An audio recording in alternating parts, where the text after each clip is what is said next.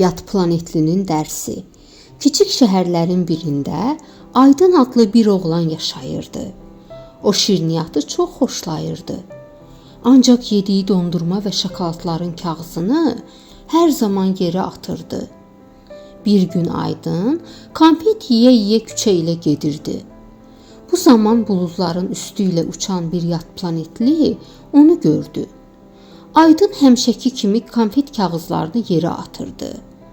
Yad planetli bunu görüb çox təəccübləndi. Məgər yer insanların evi deyilmi? İnsan da öz evini çirkləndirərmi? O qərarı aldı ki, bu oğlana dərs versin. Yad planetli buludların arasından yerə indi. Aydının atdığı kağızları toplamağa başladı.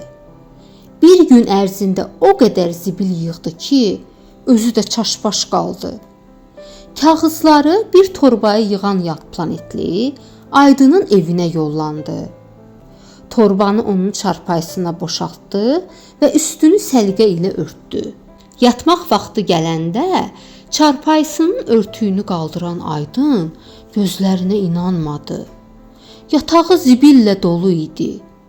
Bütün günü sağa sola atdığı kağızların hamısı burada idi.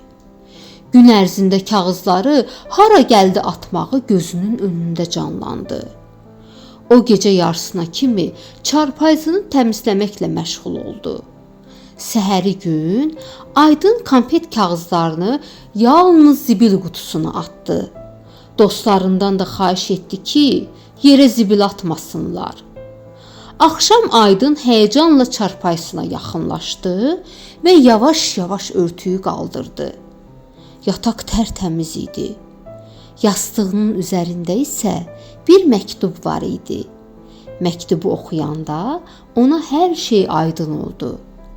Afərin sənə. Təmizkar bir uşaq olduğuna çox sevindim. İmza N planetindən gəlmiş dostum.